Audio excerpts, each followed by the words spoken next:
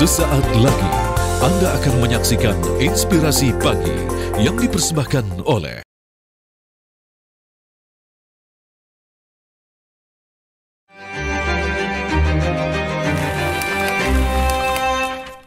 Halo, saya Sari Lihati, anggota DPR RI dari fraksi Partai Golkar, daerah pemilihan Nusa Tenggara Barat II, yaitu yang meliputi seluruh Pulau Lombok. Kalian sekarang sedang menyaksikan Di Balik Kursi.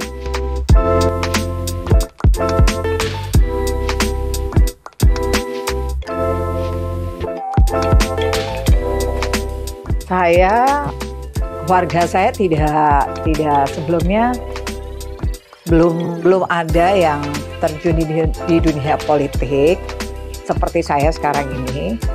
Tetapi ibu saya pernah cerita bahwa kakeknya itu pernah menjadi ikut di Partai Masyumi. Ya, tapi hanya dia satu dan dari beberapa keturunannya ya hanya baru saya aja. Dan keterlibatan saya di dunia politik itu tidak tiba-tiba juga, karena dulu semenjak kuliah saya sudah ikut AMPI, Angkatan Muda Pembaruan Indonesia, dan dilanjutkan masuk ANPG, Angkatan Muda Partai Golkar, baru saya masuk di DPP Partai Golkar.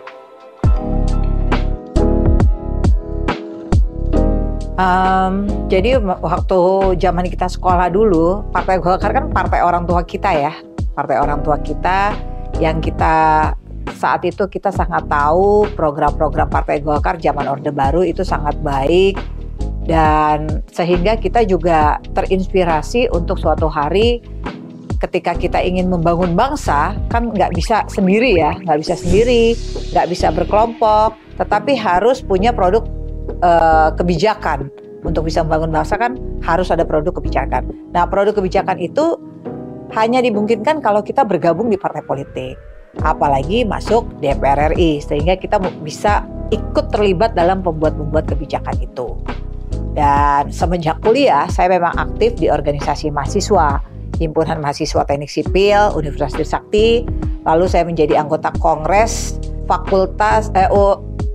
anggota Kongres Universitas Trisakti yang dari Fakultas Teknik Sipil dan Perencanaan.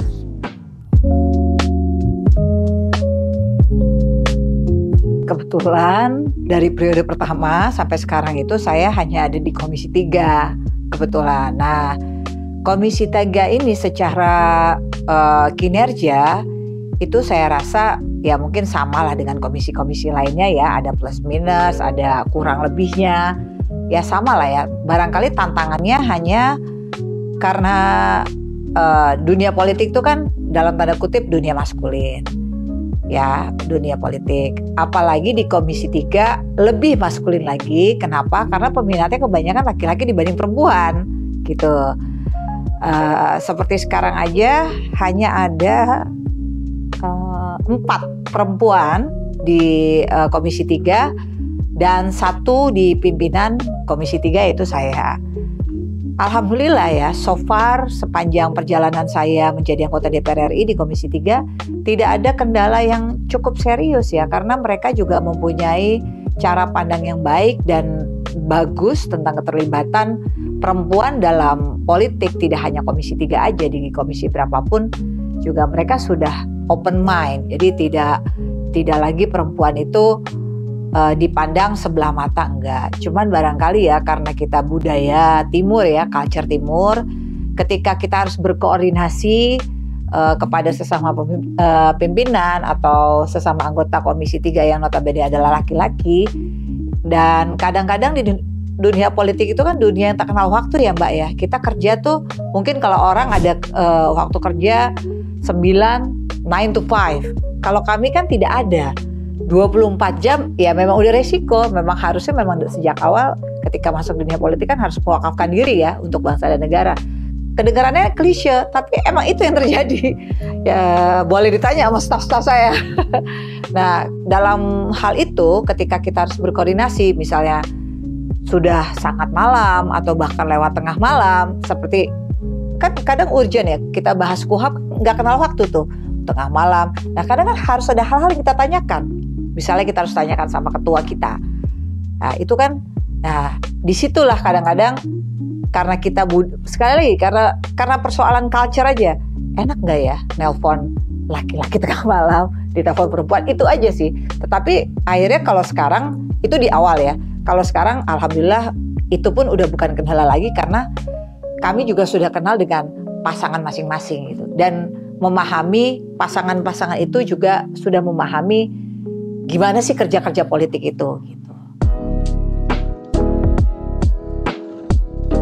Menurut pandangan saya kalau fasilitas hukumnya ya, regulasinya itu udah sangat memadai, udah sangat bagus.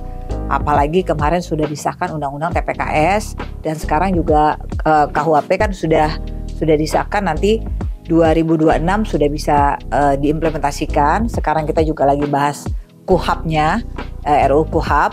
Di situ juga banyak sekali keberpihakan terhadap perempuan, bahkan saya lupa pasalnya, tapi kemarin kita sudah bahas itu khusus kekerasan seksual kita tidak ada restoratif justice. Seperti bukan hanya kemauan saya, tapi saya rasa itu kemauan semua perempuan, bukan hanya di Indonesia tetapi di seluruh dunia. Ketika ada pelecehan seksual, kekerasan seksual, itu tidak boleh ada lagi restoratif justice. Nah kemarin ini memang undang-undang TPKS-nya udah ada, kadang-kadang memang implementasi di lapangannya belum begitu baik ya.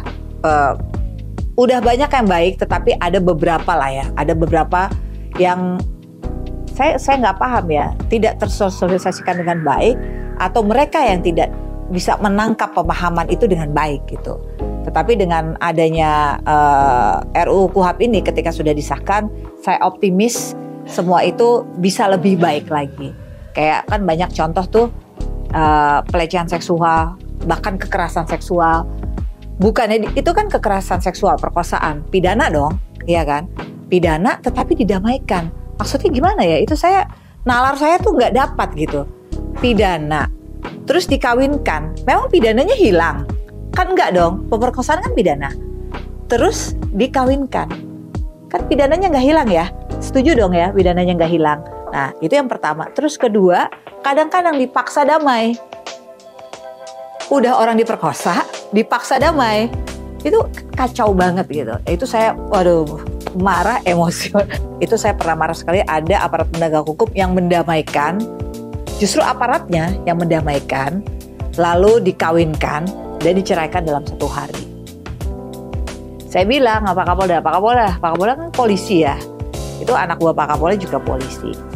Nggak bakal ada yang berani kan ganggu anggota keluarga polisi, ya dong, ya kan?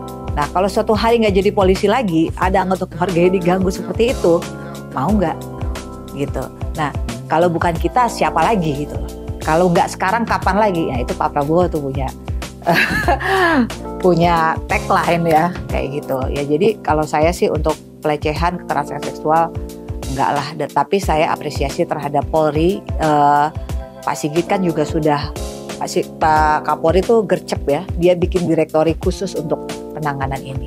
Dan itu dia bilang untuk lebih mengerti tentang perempuan, maka pejabatnya itu perempuan. Ya, bagi teman-teman, adik-adik, anak-anak juga ya mungkin sekarang ya. Ya kalau memang passionnya itu di politik, passionnya itu untuk ngurusin orang banyak, ya jangan sungkan, jangan segan-segan untuk belajar dan terjun langsung di dunia politik. Itu tidak seseram yang kita duga kok. Ya insya Allah di mana ada kemauan kan pasti ada jalan. Kita pasti bisa, dan kita perempuan, woman support woman itu nggak hanya di tagline, tetapi kita harus mengimplementasikannya dengan benar. Kayak kita sudah biasakan juga di organisasi politik, di partai politik, itu dimulai dari partai politik, kita semua saling support perempuan. Jadi kita ya yang tahu, misalnya yang tahu kebutuhan perempuan, contohnya undang-undang TPKS, itu kan perempuan. Nah dibutuhkan perempuan untuk berpikir tentang undang-undang itu. Kemarin juga di Komisi 3 nerima Komnas HAM perempuan kan, untuk kita serap aspirasinya, pemikiran-pemikiran mereka untuk memperbaiki KUHP yang existing untuk menjadi KUHP yang lebih baik lagi yang bisa berpihak pada perempuan.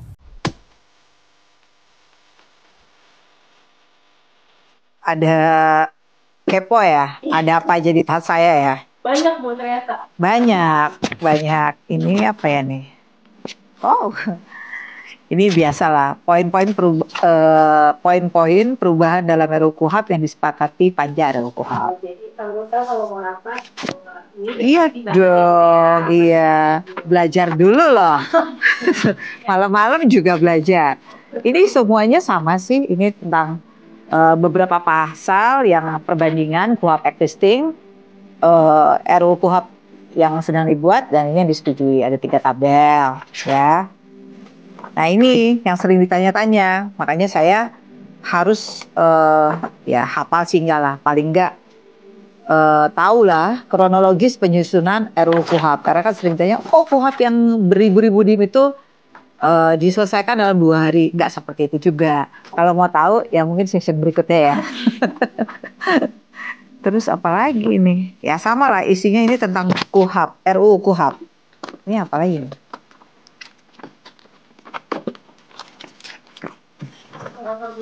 Sama lah, ini kalau ini mungkin materinya tentang analisa putusan Mahkamah Konstitusi nomor 135/PUU/22H/2024. Intinya materi-materi sebelum rapat pembahasan. Apalagi ya? Aduh malu nih. Tisu basah. Tisu basah perempuan.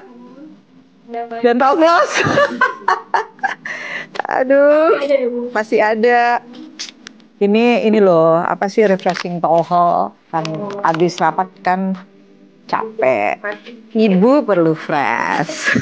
apalagi pada di rapat kan ada kamera di mana-mana. Iya, ya kan, jangan sampai kelihatan kurang gitu. Ini cemilan, kurma. Suka lapar kalau lagi rapat, kelamaan kayak kemarin itu 2 kali rapat, pimpin rapat dari jam 10 pagi sampai jam 17, 7 jam. Hanya diganjel-ganjel mah. Ya, karena kan mau minum teh manis, takut ibu gendut. Ini aduh malu juga nih, nggak usah kali ya. Kiranya aman. Iya, ini apa? Bukan. Aspek. Biar selalu dilindungi oleh Yang Maha Kuasa. Ini obat jompo. Ini obat. Obatnya banyak lagi, bikin malu aja deh. Aduh, obat ini loh ya. Apa sih? Vitamin. Ya, vitamin. Terus ada painkiller gitu. Kemarin saya baru dari dokter. Jadi ini obatnya banyak. Jadi malu. Jadi sah, bukan milenial lagi ya. Ya, tapi kan jiwanya tetap muda ya. Semoga.